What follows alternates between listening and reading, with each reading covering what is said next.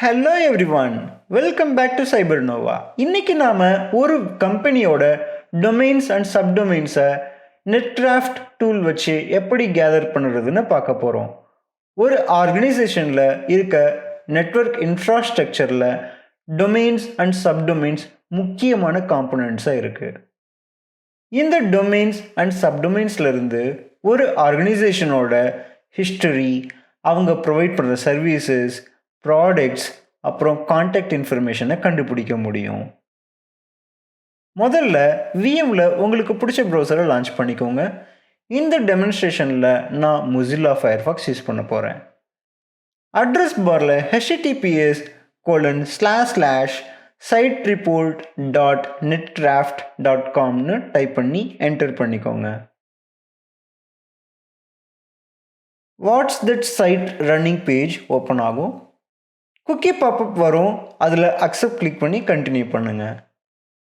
இந்த பேஜில் ஒரு ஆர்கனைசேஷனோட வெப்சைட்லேருந்து அந்த வெப்சைட்டோட இன்ஃப்ராஸ்ட்ரக்சர், அதில் யூஸ் பண்ணியிருக்க டெக்னாலஜி, சப்டொமைன்ஸ், பேக்ரவுண்ட், நெட்வொர்க்னு பல தகவலை கேதர் பண்ணலாம். டார்கெட் வெப்சைட்டோட யூஆர்எல்லை டைப் பண்ணிக்கோங்க.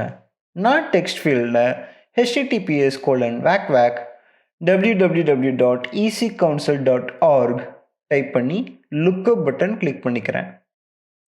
இப்போது சைட் ரிப்போர்ட்ன்ற பேஜ் லோட் ஆகும்.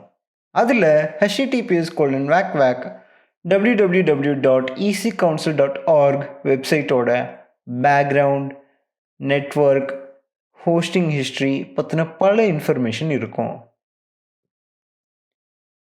நெட்வொர்க் செக்ஷனில் டொமைன் ஃபீல்டில் இருக்க ecouncil.org லிங்க் கிளிக் பண்ணினா சப்டொமைன்ஸோட லிஸ்ட் வரும்.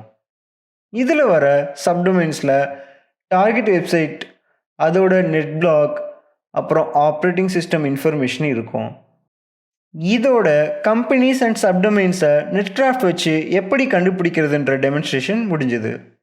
இப்படி கலெக்ட் பண்ணின டொமைன்ஸ் அண்ட் சப்டொமைன்ஸ் லிஸ்ட்டை வச்சு அட்டாக்கர்ஸ் டார்கெட் ஆர்கனைசேஷன் மேலே application attacks such as injection attacks, brute force attacks, denial of service attack எல்லாம் பெர்ஃபார்ம் பண்ண முடியும். இன்ஃபர்மேஷனை கேதர் பண்ணப்புறம் எல்லாத்தையும் க்ளோஸ் பண்ணிவிட்டு கேதர் பண்ணின இன்ஃபர்மேஷனை டாக்குமெண்ட் பண்ணி வச்சுக்கோங்க. இந்த வீடியோ ஹெல்ப்ஃபுல்லாக இருந்தால் லைக், ஷேர், சப்ஸ்கிரைப் பண்ண மறக்காதீங்க.